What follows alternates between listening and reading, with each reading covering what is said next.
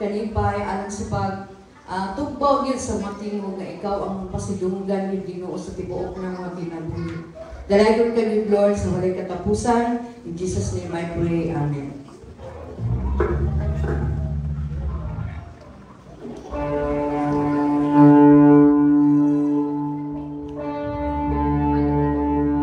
Praise God, magbunta kanyang tanan. Amen. Dalagin kayo na tubuhin Diyos. Karabuntagan, no? Ato siyang taingon. Ato siyang himayaon. Kay tumunta niya, wala kang imposible. Amen. Amen. Atong gawin na itong mga kabot mga eksol. As we sing, why imposible?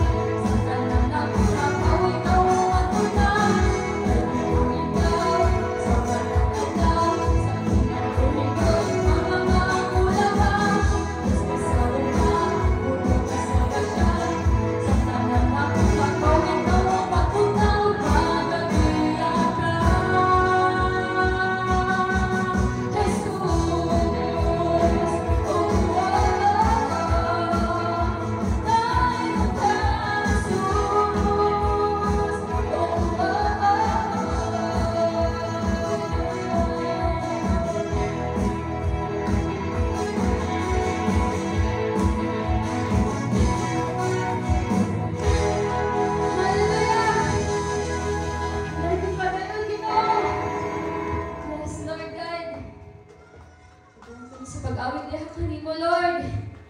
Kawala ngayon higayon, Lord God. Na imuming gibiyaan. Hallelujah. Wala higayon na imuming gitanigdan, Lord.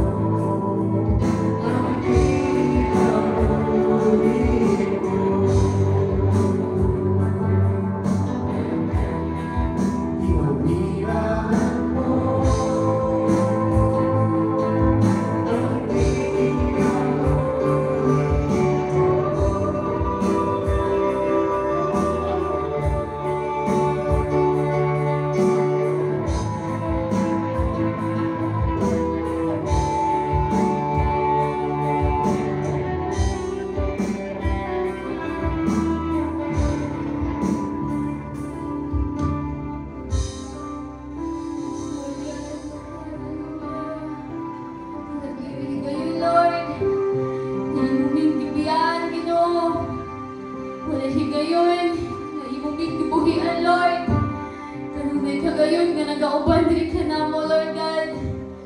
Kung amo kang ginapasalamatan, Lord. Kay tungod kanimo, Ginoo. Among sala, gibayran, Lord. Hallelujah. Tungod kanimo, kami may kagawasan. Hallelujah. Yes, Lord God. Pagdating sa pag-awit ka sa tambahing Diyos, mga igsoon. Atong isurrender ang tanan dira kaniya. Tungod sa iyang bugtong anak, atong nakita'y pagawasan. Amen! Hallelujah! Yes, Lord God. Itubos mo ang kasalanan ko. Ibayran mo dito sa cross sa Kalbaryo. Pinaagis na ang alabong mo na ayaw ako tungkol sa kaibong mo nalipay ako.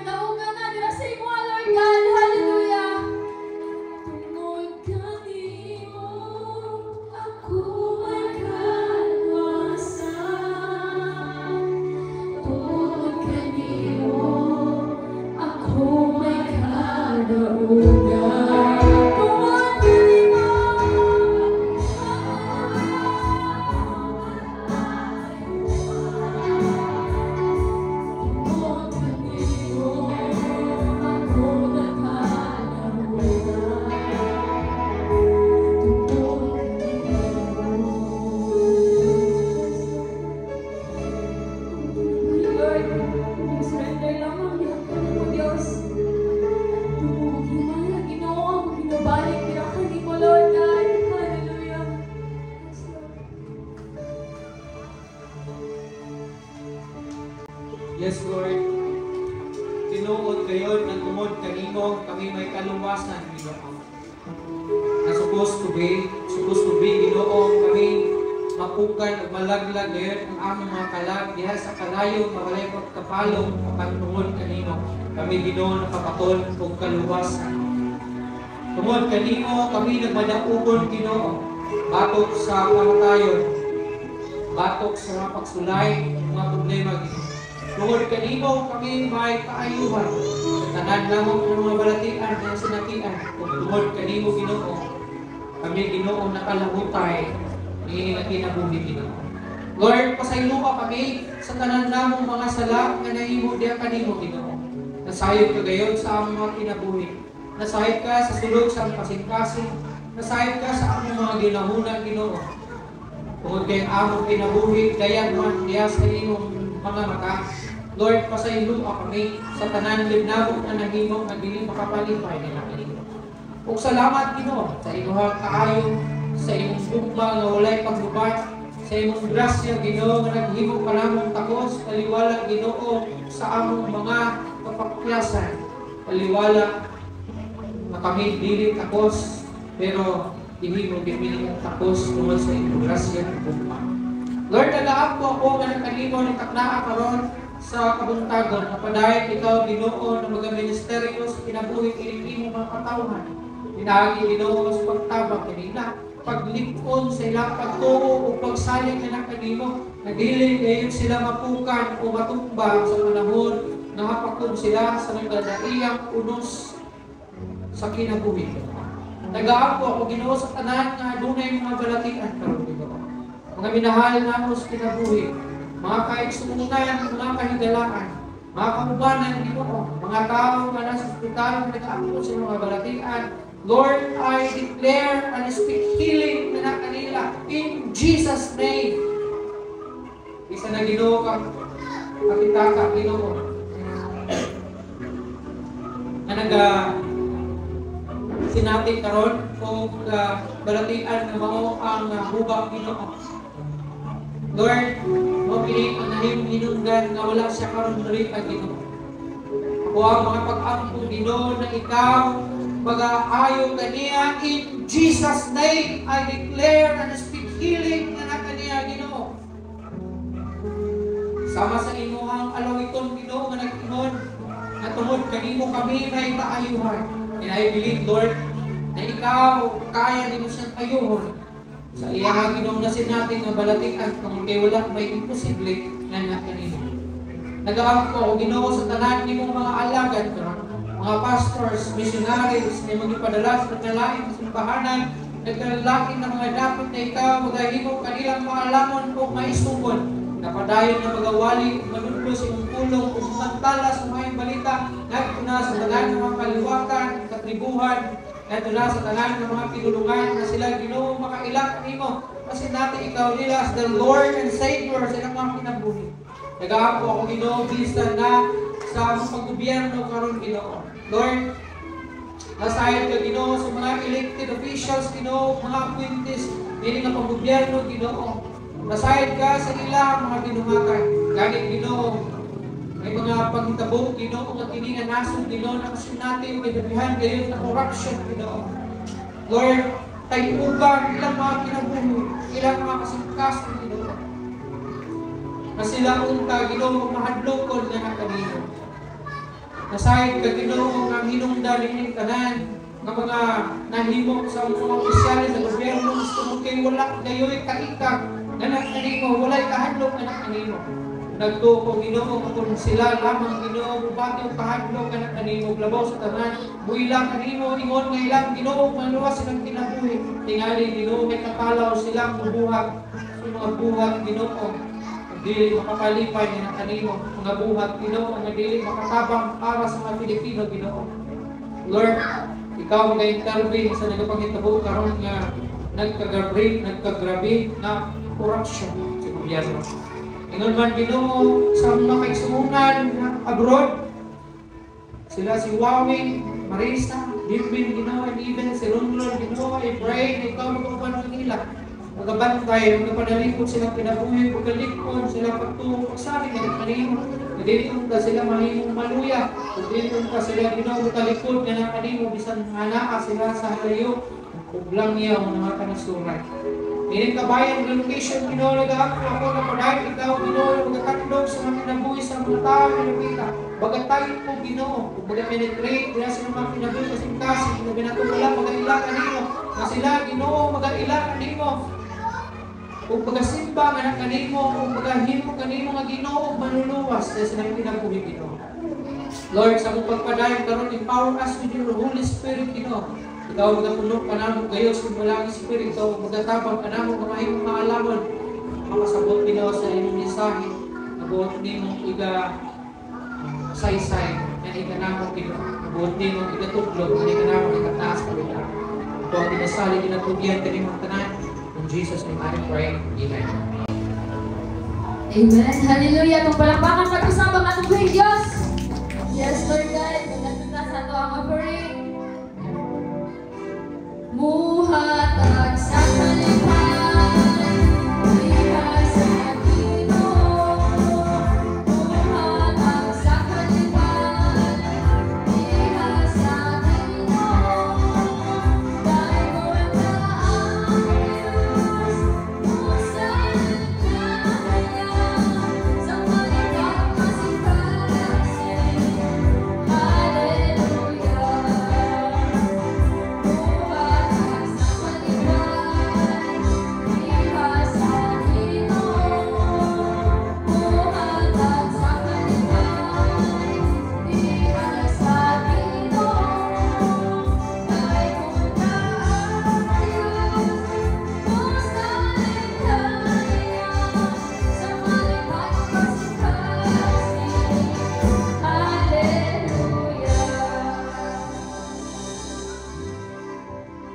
Ginoo, nagpasalamat kami ni sa lapig kinitan sa katawan na padayon ikaw na mag-bless ni Ginoo na magamit kayo para sa kahimiyaan para sa kalambuan sa mga bulaton ni Iglesia ni Ginoo. Panalangin niyo sa pinili mong mga katawan, panalangin niyo ilang mga trabaho, negosyo, na itong anaan, mga kaiman ito po, kung na nilang mga paghago, paghiklamo, inyong panalanginan para nililit kayo sa manimong kawang tanan. Kung ang dinasali ka ng tubig kayo mga tanan, in Jesus' name I pray. Amen. Ay, naghahanap ng special number, wala? Ato ang damang itong kahigasin, pag itong igdulungo sa pagpamati sa pulo sa Ginoo nga mag-galon ni Brad Gamer, ang kawan.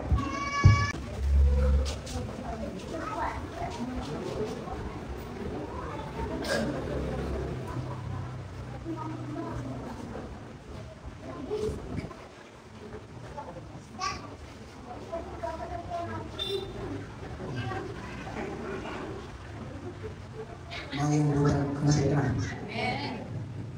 Gusto namin mo ison. Amen. So, lili nga kamitagang na atas sa pagbilaw sa pulong siglo. Tungkol kay Bagini ang pinaka-importante sa tagusan na ito ay mo.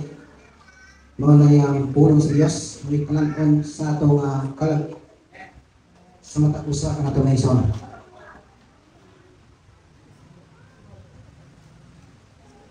Hallelujah.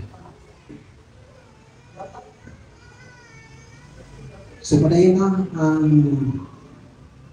teksto na ito makita sa buhat 5:17 hangtod sa 42. Ako baligon, atong teksto makita sa buhat 5:17 hangtod kini sa 42. Ako basahon. Unya, sa unya ang Pangulong Pari ug ang tanan niya mga kauban nga ang mga sakop sa pundok sa mga Sadusiyo na sinapag-ayo sa mga apostoles. Busa, ilang gidakop ang mga apostoles ug gibalihog sa pinangguhan. Aban niya itong gabihuna, usa ka anghel sa Ginoo niabli sa mga ganghaan sa bilangguan ug gipagulak ang mga apostoles ug giingnan. Pangadto kamo sa templo ug sulti ang mga tawo. May tungod ining bagong kinabuhi. Ituwan kini sa mga apostoles ug sa mga pagkadlaw misulod sila sa templo ug nanudlo. Gipatawag sa Pangulong Pari ug ang iyang mga kauban ang tanang mga kadagkuan sa mga Hudyo aron nambong sa tigom sa labang humanan. Unya, ilang ipakuha ang apostoles gikan sa bilangguan aron patubangon kanila. Apan sa pagadto sa gwardiya, wala na dito sa bilangguan ang mga apostoles. Busa namalik sila ngadto sa labang hukmanan o misugilon. Sa pag-abot namo sa bilangguan, among nakita nga maayo kining pagka sira o ang tanang gwardiya nagbantay niya sa mga gangaan. Apan sa among pag-abli sa gangaan, wala na ang mga binilanggo. Sa pagdumog dini sa kapitan sa mga gwardiya sa templo, ingon man ang kadagkuhan sa mga pari, nangalibog sila kung unsa ang hitabo sa mga apostoles. Unya, may tao gumisulod o gumiingon kanila. Ang mga tao nga inyong bilanggo atuana sa templo nangulo sa mga tao. Busa may ato sa templo ang kapitan sa mga gwardiya uban sa iyang mga sakop o gidakop nila ang mga apostoles. Apan wala sila magamit o pusok, imahadlok man sila ng patungon sa mga tao. Unya, gidala nila ang mga apostoles ngadto sa labang hukmanan o isukit-sukit sila sa pangulong pari. Miingon siya, dili ba gididan man kamo namo sa papanudlo sa ngalan ning tawhana. Apan tanawa kining inyong buhat, bisangyaw ninyo ang inyong pagtulunan sa tibuok Jerusalem ug buot ninyo nga kami panilan sa iyang kamatayan. Si Pedro ug ang ubang apostoles nitubag, kinahanglan sundo namo ang Dios ug dili ang mga tao. Ang Dios sa atong mga katigulangan nagbanhaw kung kang Hesus nga inyong gipatay pinaagi sa pagpalansang kaniya sa krus. O gibayaw sa Dios ngadto sa iyang tuong ingon nga pangulo o manluwas aron paghatag sa katawan sa Israel o gigayon sa paginulsol aron mapasaylo ang ilang mga sala. Saksi kami ining mga butanga, ingon man ang Espiritu Santo, mao ang gasa sa Dios nga atong nagpresenta ng kaniya.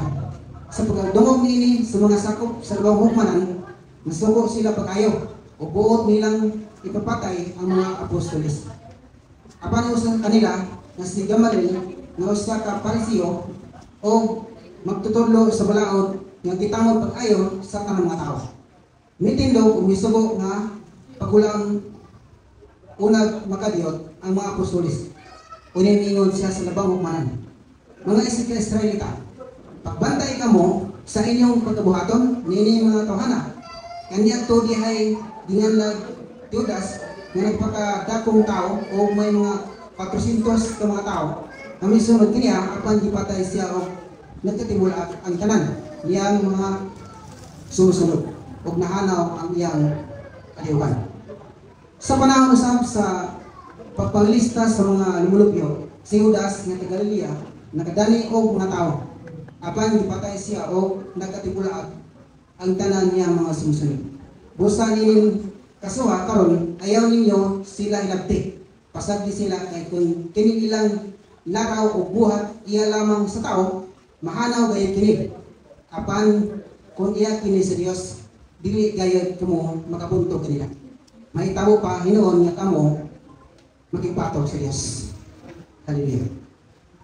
So, matuta sa ang pawayson. Bilay doon ubay gumawa ni Dios nini nga ang kabuntagon.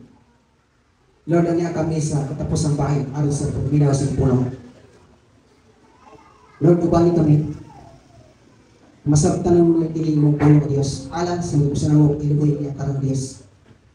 Ang tiling ang pulong mahingok na ang ipinabuhin o Diyos. Hangtod sa pagbalik ng bugos ng libutan. Tumatiwala kami mahingok. Kung wala ka sa mga matagusan mo kinuwi o Diyos. Ubani kami sa pagpanayan. Ang mga walang espiritu kung magagaya din ka na maghatag o kaalam ng ito kung magtulog sa matagusan mo kasi kasi ng Diyos. Kinitanan ang dibalik, dumong yung maya. Diyan naman ganun sa Panginoon Jesus. Amen. Masunod ko maayong buntag sa tanan. Ay lang mo, wala ka kay, kabalo naman mo. Kabalo na mo sa kuwa, wali kay, kaya akong nalihan. Pang, kuhaan lagi ni siya. Pang midweek service. Pilaran ni kami to. Ano siguro paggawa sa tuglo sa mubata sa puso, wala nata. Hallelujah. So, usbo na ko, ang tema nato ni nga kabuntagon na isor, mao ang likon nga pagtuo adunay pagsulay. So ang teksto na to makita sa buhat 5 sumala sa atong ibasa, buhat 5:17 hangtod sa 42, no? So lingon nga pagtuo adunay pagsulay. Sumala sa atong ibasa kay Son, kinabuhi sa mga apostoles.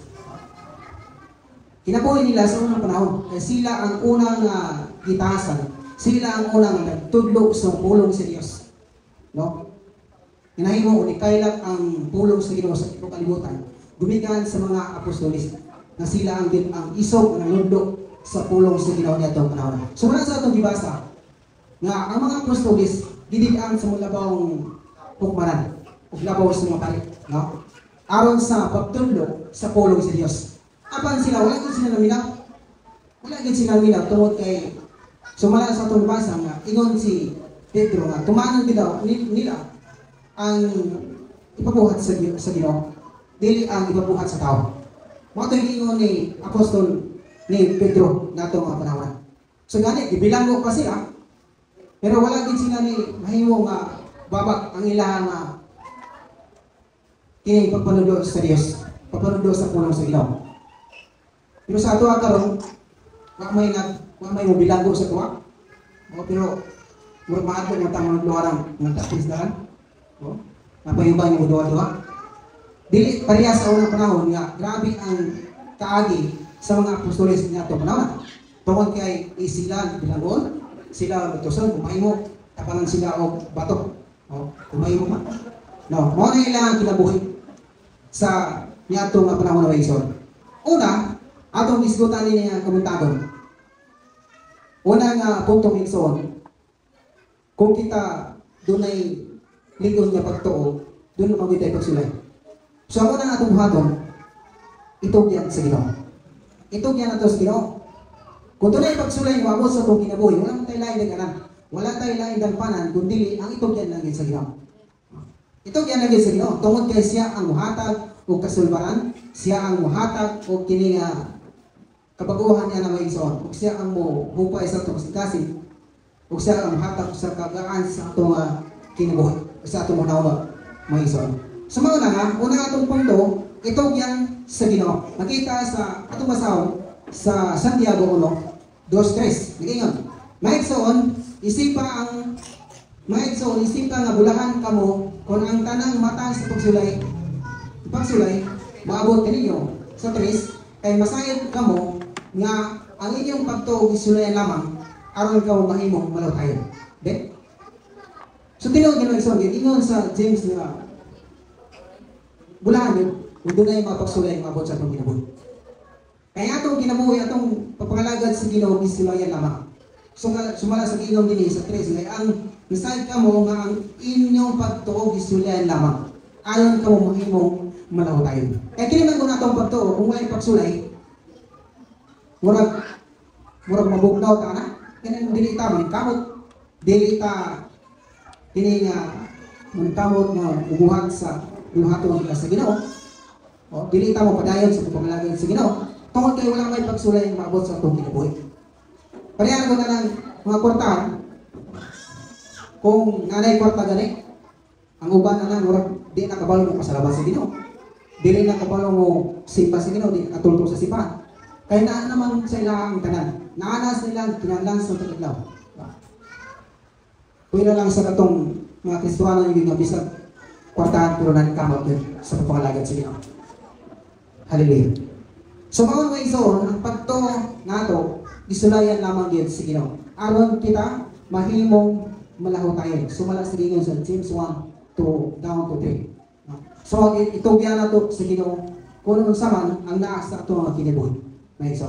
Ikaduha atong isgutan. Ang punto, ayaw padaog sa pagsulay. Ayaw padaog sa pagsulay.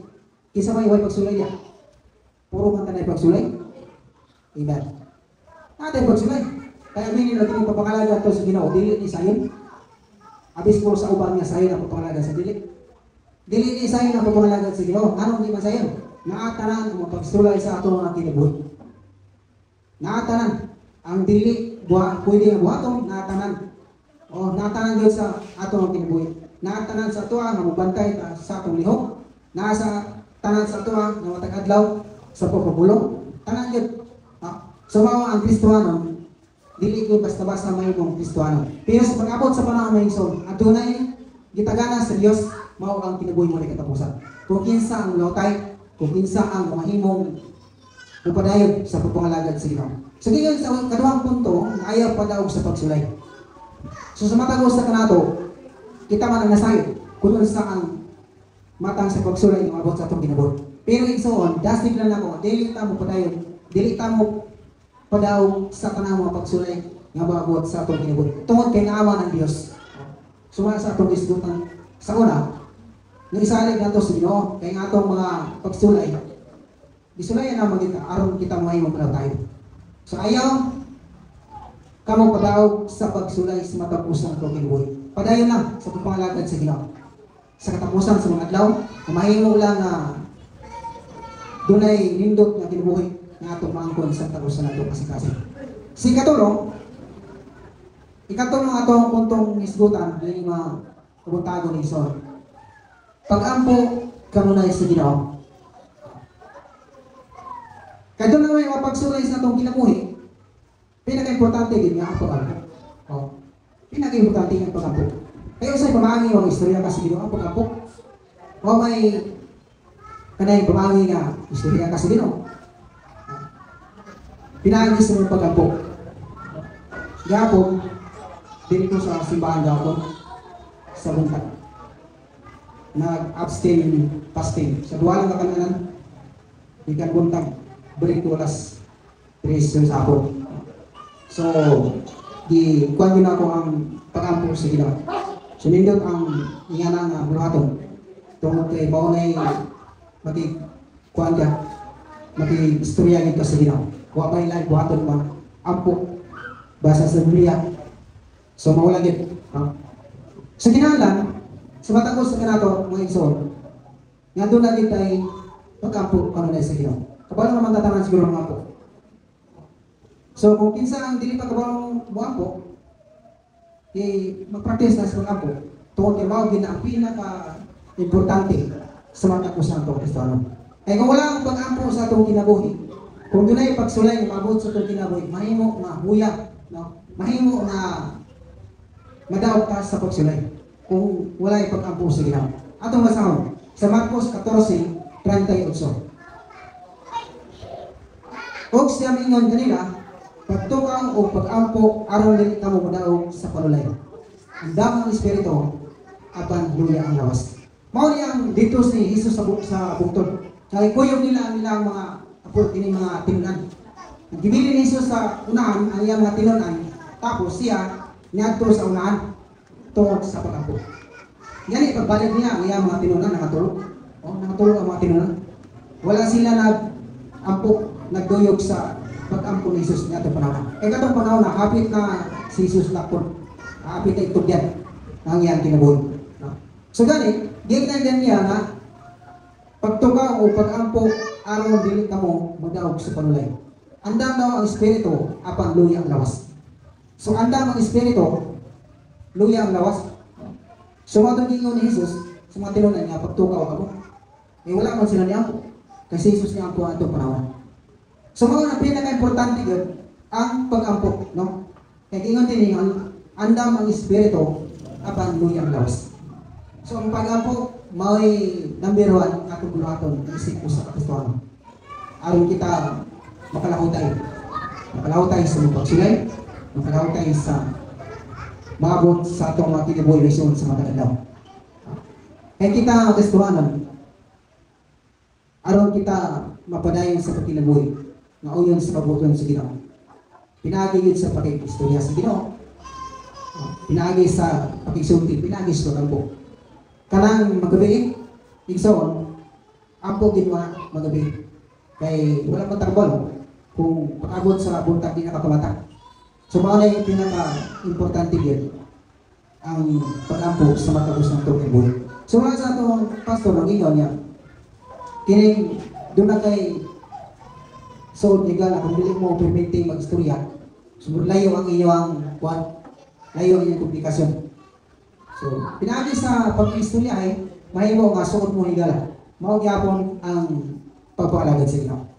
Mao gyapon ang kini nga pamaagi sa atong pagpangalagad sa Ginoo. Ang pagampo mahimong masulod kita sa atong puwing Diyos. So salamat kini kumutagon sa inyong pagpabinaw sa pulong sa Ginoo. Bisang mo buo lamang kini. Apa naghatag nga kinato ug akong hagit sa atong pagpangalagad sa Ginoo. At kini nga itong pagtungo, sulayan kita. Sulayan ta aron makita kung asa ka man ang atong pagtungo niya sa Ginoo. Ako kang ihangiyo sa pagtindog. Hallelujah.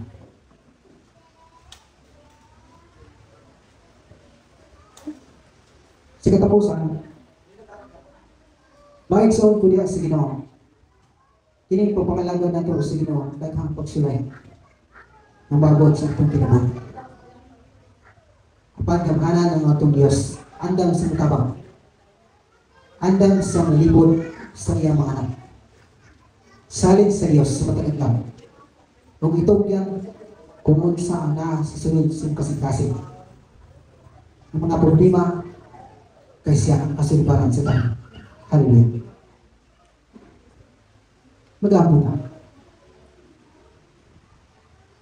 Dalay yun may lumang Diyos. Hindi nga kautuhan. Salamat kay Ginoo si mong pulong nga mong nadungog kay matanaw Diyos. At tinawag yung Ginoo ang mong pagtuo doon ay mga pagsunod. Aron mahimo lamang kami ng mga kapay. Lord, salamat sa mga gumba. Salamat sa mga pagkanayan sa pag-ubang niya katamo. Himuha kami, Lord, na magpulaw tayo ng mong pagtuo hangtod sa pagbayan. Himuha kami, Lord, na malikon ang mong pagtuo. Na dili kami makatibulan hangtod sa pagbayan ang ibuhos kalibutan. Tungod kay ikaw ang Diyos na among gialagaran, umuhatag o kinabuhi, kung kinsa ang muhatay, kung kinsa ang mamahimong niyan puso sa mga pagsulay sa pag-abot sa Panginoon. Lord, dalagin ka. Salamat, Lord, sa tanan sa inyong katawan nagpadayon sa inyong pangalagan. Himuha kami, Lord. Hindi kami madaog sa pagsulay sa mga kinabuhi. Salamat, Lord, sa tanan. Salamat sa inyong pulo. Nagpahinumdong mo ka. Mimi nga kabuntagon mo, Diyos. Hallelujah. Amen. So, akong bitawag ang tawag ng pastor sa pag-close. Salamat sa mensahe. Ito ang lig-unon, ito ang pagtuong pagsali sa Ginoo. Kung ang makatabang lamang ka nato, mao lamang ang Ginoo. Kaya kung kita-kita lang, hindi na ito balik ko na ito. Kinanglan na ito ang power sa Ginoo, pag-lasik na ito, na mulik ko na itong pagtuong. So, before ko mag-close, remind lang ko na tayo street preaching karong hapon. Alas 3, dirita sa may ako daw, balikan ako ng diha. Kung kay pagkaon naman tao pabalik para doon ra, hindi makaadto mo. Namanto ka, may people, women's, government, yata sa nakudaw kay doon ra. Unya, alas 3 sa hapon, dirita magtapos sa church. Let us pray, amahan na mong kalagit noon, dalay kong tagayon, makatanga sa tuhon, mabuntagon Ginoo. Salamat kayo sa ipag-uban ka naman, sa tagayang buntag, hantod karon. Salamat sa inyong mensahe nga saysay sa inyong mensahero. Guys, kung may tungod sa pagtuo, Ginoo nga kanimo.